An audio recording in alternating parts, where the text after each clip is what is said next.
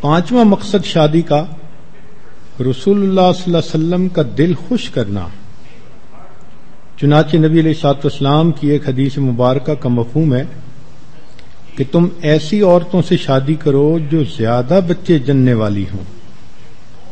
معقل بن یسار رضی اللہ عنہ ایک صحابی ایک مرتبہ آپ کی خدمت میں حاضر ہوئے، عرض کیا اے اللہ کے نبی صلی اللہ علیہ وسلم، ایک عورت بہت خوبصورت ہے مگر بانجھ ہے، کیا میں اس سے شادی کر لوں؟ تو آپ صلی اللہ علیہ وسلم نے فرمایا کہ اس عورت سے شادی کرو جو بچے جننے والی ہو۔ پھر دوسری مرتبہ انہوں نے پوچھا تو نبی علیہ الصلوۃ والسلام نے ان کو یہی فرمایا۔ تو اس سے پتہ چلتا ہے کہ دین اسلام میں شادی کا مقصد فقط اپنی خواہش کا پورا کرنا نہیں بلکہ امت مسلمہ کا بڑھنا اور انسانی نسل کی بقا اور پاک دامنی کا حاصل ہونا۔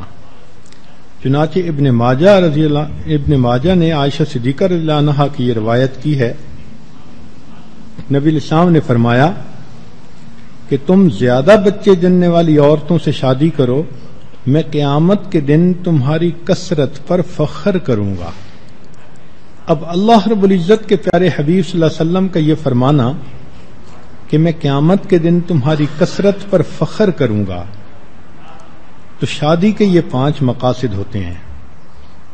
تاہم شادی کے بعد میاں بیوی کی ایک فطری تمنا ہوتی ہے کہ ہمیں اللہ تعالی اولاد سے نوازے، اس لیے کہ بچوں کے بغیر خوبصورت گھر بھی ویران اور بے آباد نظر آتا ہے۔ اللہ تعالی نے ہر مرد کے دل میں یہ خواہش رکھی کہ میں باپ بنوں، ہر عورت کے دل میں یہ خواہش رکھی کہ میں ماں بنوں۔ اس لیے ہم نے دیکھا کئی مرتبہ ایک لڑکی جس کی شادی کو کچھ سال گزر گئے، تعلیم یافتہ ہے، خوبصورت ہے، خامن کی محبت اسے ملتی ہے، گھر میں ہر چیز کی ریل پیل ہے، لیکن اداس نظر آتی ہے۔ اس کی وجہ کیا؟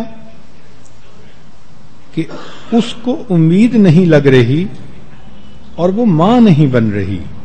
اس کے لیے وہ علاج معالجہ بھی کرواتی ہے، دعائیں بھی کرواتی ہے، تہجد پڑھتی ہے، اولاد کی دعا، قرآن پڑھتی ہے، اولاد کی دعا، کسی اللہ والے کی مجلس میں گئی، اولاد کی دعا، کسی فقیر کو کچھ دیا، اولاد کی دعا، حج عمرے پہ گئی، اولاد کی دعا۔ اب اس نوجوان بچی کو پتا ہے کہ اگر اولاد کا سلسلہ شروع ہوا تو 9 مہینے تو مجھے بالکل بیمار بندے کسی کیفیت میں رہنا پڑے گا، نہ کھانا اچھا لگے گا اور ہر وقت ابکائی آئے گی اور جسم کے اندر عجیب سی حالت کیفیت ہوگی، اور اس کے بعد جب بچے کی ولادت کا وقت ہوگا تو عورت کے لیے تو زندگی اور موت کا معاملہ ہوتا ہے۔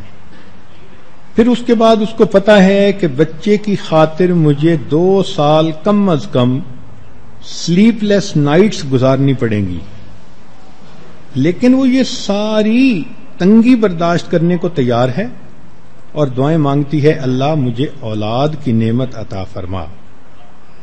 اسی لیے کہتے ہیں کہ بیٹا نعمت ہوتا ہے اور بیٹی رحمت ہوتی ہے۔ اس کے لیے انبیاء نے بھی دعائیں مانگی۔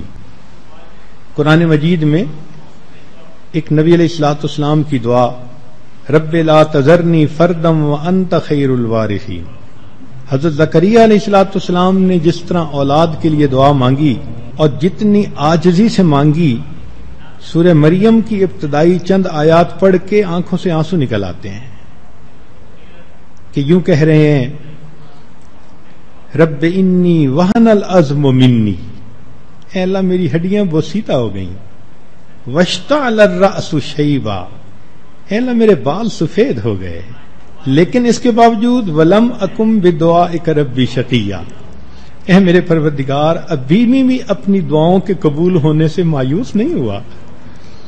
یعنی اولاد کی دعا مانگتے مانگتے بڑھاپا آ گیا اور ابھی اللہ کے در سے لو لگی ہوئی ہے۔ پھر کہا فہب لی من لدنک ولیا، اے اللہ مجھے بیٹا عطا فرما دیجیے. تو اولاد کا ہونا ایک خوشی، لیکن اولاد کا نیک ہونا اس سے بھی بڑھ کر خوشی ہوتی ہے. اس لیے شریعت نے یہ تعلیم دی کہ جب میاں بیوی آپس میں ملیں تو دعا پڑھیں، اللہم جنبنا الشیطان وجنب الشیطان ما رزقنا. حدیث مبارکہ میں آتا ہے کہ جو میاں بیوی ملاپ سے پہلے یہ دعا پڑھیں گے اللہ تعالیٰ ان کی اولاد کو شیطان کے مکر سے بچائیں گے، اولاد نیک ہوگی. اب اس پر ذرا غور کیجئے کہ نبی علیہ الصلوۃ والسلام نے یہ کیسا سنہری اصول بتایا اولاد کے نیک بننے کا. ہم بنیاد ہی غلط رکھتے ہیں. کئی لوگ تو اس طرح غفلت کی حالت ہوتی ہے کہ گانے لگے ہوئے ہوتے ہیں، فلمیں چل رہی ہوتی ہیں.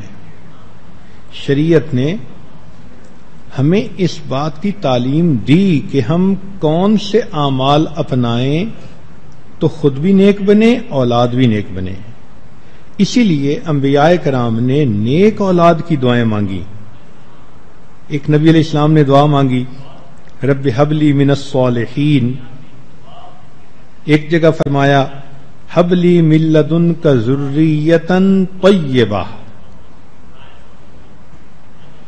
تو معلوم ہوا کہ ان مقدس ہستیوں نے بھی اللہ سے ایسی اولاد مانگی جو نیک ہو. سیدنا ابراہیم علیہ الصلوۃ والسلام کی بہت ساری دعائیں قرآن مجید میں منقول ہیں. ایک جگہ فرماتے ہیں ربنا وجعلنا مسلمین لک ومن ذریتنا امۃ مسلمۃ لک. تو دیکھیے اپنی اولاد کی بھی نیکی کی دعا مانگ رہے ہیں. ایک جگہ فرماتے ہیں وجنبنی وبنی ان نعبد الاصنام. اے اللہ مجھے بھی اور میری اولاد کو بھی بچا لیجئے اس سے کہ ہم بتوں کی پرستش کریں. ایک جگہ فرمایا رب جعلنی مقیم الصلاۃ ومن ذریتی. ایسے جیسے کوئی چیز نتھی ہوتی ہے. اپنے لیے بھی دعا مانگی، اولاد کے لیے بھی دعا مانگی. ایک جگہ کہا رب انی اسکنت من ذریتی بواد غیر ذی زرع عند بیتک المحرم. سبحان اللہ. قرآن مجید میں ہمیں بھی یہ بات سکھائی گئی کہ اولاد نیک ہونے کی ہم بھی دعا مانگیں.